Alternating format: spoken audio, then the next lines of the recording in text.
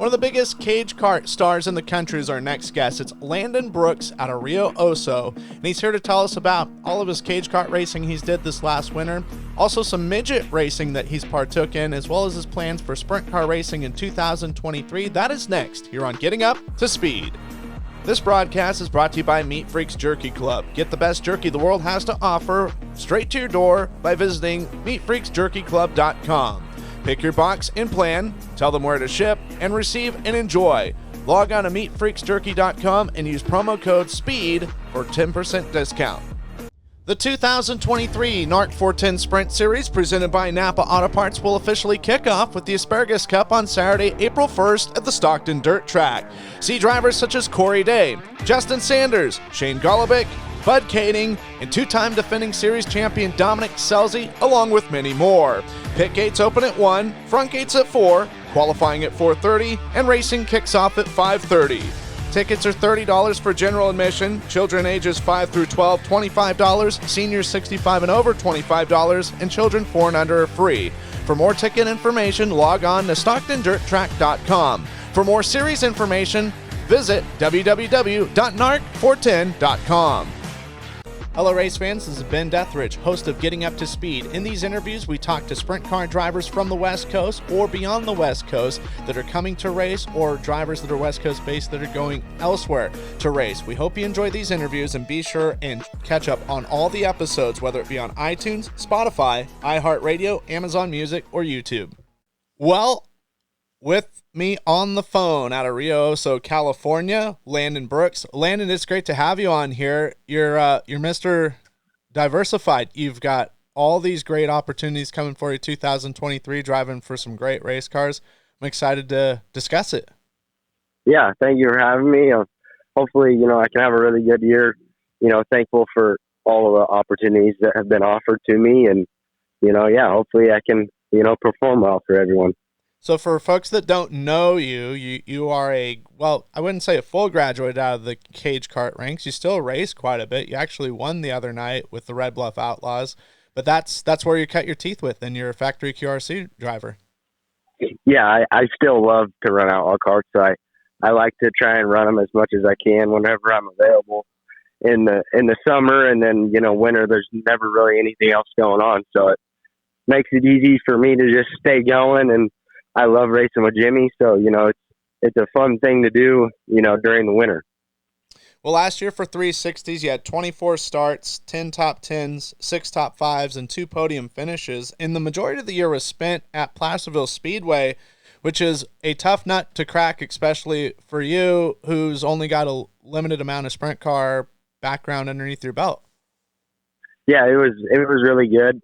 Placerville has built a big curb, so definitely tough. I try to race, with everyone that's the best. So kind of that's what we done last year. And I started racing the year with Rick Spencer, and then moved over with Jim Van Lair, and pretty much raced for the rest of the year out with him, kind of just all over the place, kind of chasing SCCT. We ran a couple of NARC races, and then at the end of the year, I ran Trophy Cup with Tyner Hurst, Steven, and Kyle. And that went really well. I think we were 12th in points and ran 10th in the main the last night. So yeah, last year was, I wish I could have got a win, but we done the best we could, and, hopefully I can click a few off this year. Yeah. You had 2 podiums at Placerville, 5 top 5s, 7 top 10s, and 9 starts there. It looked like ended up right about 13th in points, but for most people it would be like, oh, well, you finished outside the top 10. Well, this is a racetrack that attracts at least 30 cars, if not more, a night. Yeah, no, it's a super, super consistent track. There's always, a handful of cars that can win every night there. And, everybody at Placerville does a great job every night. I really like that racetrack. So, I'm happy that I get to run there quite a bit. And we have a couple Placerville races on our schedule, with Todd Weir this year. So, it should be fun to get there with him and hopefully try to compete for some wins. And last year, I know you didn't run a lot of 410 stuff, but you did make 8 starts and have 2 top 10 finishes, 1 at Ocean, 1 at Petaluma Speedway. How difficult was that, making that jump? Is it easy change, or was it a tricky change at start?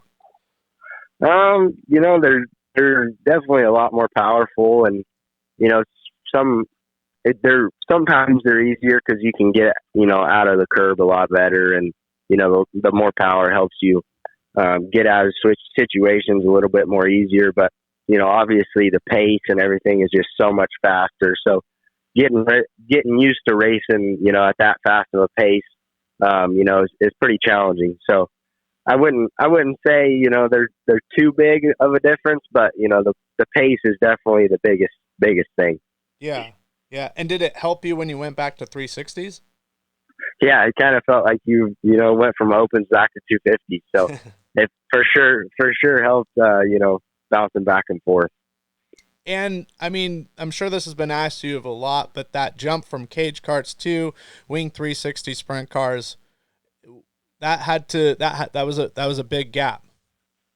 Yeah, I mean, I feel like the power to weight ratio is pretty similar, to 360 to an outlaw cart, but trying to get your gas and your brake down, and just you drive a sprint car so much with the brake pedal compared to an outlaw cart. You're more on the gas and kind of just touch the brake every once in a while. So getting that part of it down is really challenging, but once you get it, then it's pretty similar from there. Well, and you're also a midget driver as well. Have plans for racing with Jeff Taylor in the 2X entry. A couple of top tens not that long ago at the Southern Illinois Center in DuQuoin with the Extreme Outlaw Midget Series, including a 4th place finish on their second night. For midgets, has that been an easier transition from cage karts? Yeah, they're a lot similar. You kind of just drive it with the gas, and you're on the brake every once in a while. Pretty much the same as an outlaw cart. I thought when I started running a midget, I felt like I was going to flip over, but I never felt that way. So I really enjoy racing them. Hopefully I can keep doing it. Just can't thank Jeff and Rams Racing for giving me an opportunity to get out there and get my name exposed a little more. Well, and as far as 2023, what's that looking like for you as far as the schedule's concerned? So I have 16 races scheduled with Todd Weir in the 14W, and then still trying to work on some more things with the midget, trying to get back there and race a little more. Hopefully, hoping to do that. We ran really well in the few races we ran, so I really hope we can keep it going and try to get a couple wins. And then for the races with Todd Weir, anything specific or just kind of sort of what's available for everyone's schedule? Yeah, we're not really chasing anything. It's kind of just, all over the place. So, what's best for him and what's best for me. So, we're not really going for SECT or anything like that. Okay. And I mean, ultimately, it kind of looks like you're following the path of so many that have went before you, of establishing yourself well known in cage karts, getting some wing sprint car experience, getting some midget experience, and then just methodically going up the ladder, so to speak. Yeah. I'm trying to go as far as I can, and obviously winning is the main thing, but I also like to gain people's respect and gain the racers' respect. So obviously I want to win, but I'm not gonna destroy somebody for the win. Yeah. So that's kind of the way I go about it. Well, and I don't think folks know. I know there's a lot of sprint car racers that know of cage kart racing, but they don't know of cage kart racing, if that makes sense.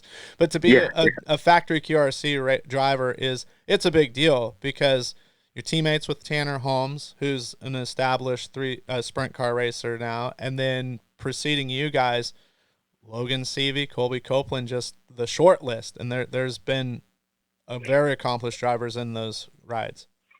Yeah, I think, that just goes to show how good Jimmy Elledge is, and, how good he can build us drivers. I think, Tanner Thorson, everybody, he's worked around Jimmy, and, it's just shows how good his cars are, and, how good he is. So, I think, that kind of explains itself. And then how did the conversation start with Todd and Jeff? Was there just some open availability and they sought you out, or was it vice versa? So with Todd, Ryan Robinson obviously normally drives that car, and he just had a baby, so he decided to take the year off. So he reached out to me, early winter, and kind of seen what my plans were, and we kind of talked and got a schedule together on what he kind of wanted to run, and then with Jeff, it was probably like early November, I think. He called me, or he was texting with Jimmy, and I guess Zach Darm kind of threw my name out there to him, and he started texting with Jimmy, and then he just gave me a call one day, and we put together a deal for a Chili Bowl, and that went really well. And then he was like, after Chili Bowl, he's like, why don't we run Du Quoin March 10th and 11th? And I'm like, all right, so that's kind of just how it's been going. Nice. Nice. Yeah, hopefully that goes well. And you say that there is a race or two for sure confirmed that'll be coming up? Yeah, Farmer City practice is March 30th, and then Friday, Saturday is race. Okay. That would be a fun racetrack to go to. I've seen some late model racing there, and I know the World of Outlaws at one point in time used to go there, but that seems like a tight elbows up joint. Yeah, I've been watching some videos lately, and it looks like it can put on a pretty good race. So excited to get there and hopefully to have another good run. Yeah, no doubt, no doubt. Well, Rio Oso is where you're from. For people that may not know where that's at, and correct me if I'm wrong, in that Yuba City, Marysville kind of Twin Cities area, right? Yep. What are some fun things to do there for people that have never been there? There's not really much. It's a small little town. Yuba City, Roseville is probably the closest place to go somewhere or do something. Okay. Pretty much everywhere around me, it's all rice fields and ranches and things like that. So there's not much around me, but closest Sacramento and Roseville and Yuba City, obviously, would be the best places to go and have something to do. Yeah, Marysville Raceway isn't too far from your doorstep. No, yeah, it's like 15 minutes down the road, so it's not too bad. Nice. I know that your MRP thing for the longest time said Yuba City, and then it switched to Rio Oso, and I was like, oh, this is cool. It's got an exotic sort of name, Bear River for Spanish, and just really cool. Yeah, I was born in Yuba City and lived in Yuba City for a long time, and then like a couple of years ago we moved to Rio Oso. So okay, then I kind of started to throw it out there a little bit, and now people get confused. They're like, "Are you from Rio Oso? Or are you from Yuba City?" I'm like, "Yeah, so, yeah." Well, at least they're not saying, "Wait, is it Rio Linda, Yorba Linda? What's going on?" Yeah. Well, outside of racing, when you're not in the car traveling to a race, what are some things that you really like to do, Landon? I enjoy fishing. We go out and wake surf and stuff. There's a lake right down the road from us, and my boss that I work for, he has a boat, so we'll take off after work during the week and go surf and wakeboard and tube, and then we fish and hunt, and those are kind of things I do outside of racing. That's awesome. And then any times you fire up the simulator to keep your racing skills sharpened up? Oh yeah. Normally late at night, get home, fire it off for a little bit, rip a couple races, and then go to bed. So yeah. Did that help at all, like with any sort of deal with the midget, or was it just fit like a glove with the cage card experience? Yeah, I mean, I guess it could help. It's kind of hard unless you have like a full on operating simulator. It's a lot. It's definitely a lot different. But I think that if you're going to a racetrack that's on there, that could help you a lot. But it's obviously physically racing is a lot tougher. Sure, exactly. You're not having the elements of the heat or the wind, or the cold. Yeah. So, well, for folks that want to see when your next race is, do you have a good place where your schedule's posted, or if you got any apparel for sale, or where they can find team news online? Not really. I kind of post on Twitter mostly. I don't really post on Facebook or Instagram. So mostly my Twitter is where I post everything. So yeah, if you're trying to find any information, it should be on there. Okay. And then as far as sponsors or individuals you want to think that's brought you to this point in 2023 or that will be making it happen, anyone that you want to give a shout out to?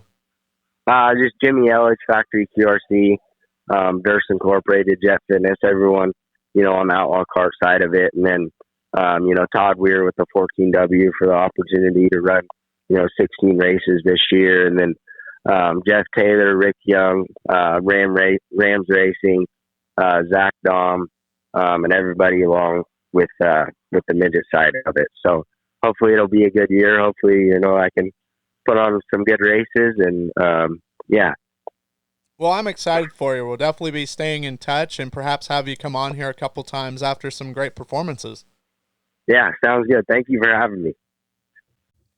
Hey guys, thanks for listening to this latest episode of Getting Up to Speed with me, Ben Dethridge. We hope you enjoyed this program. We hope also that you hit the subscribe button and the like button, as that really helps things out, spreads things out. Be sure and share as well on social media so that more people can listen to these great interviews and from these great drivers. Getting Up to Speed is a production of Highside Racing Promotions. For more information, you can check it all out on Facebook at Highside Promotions.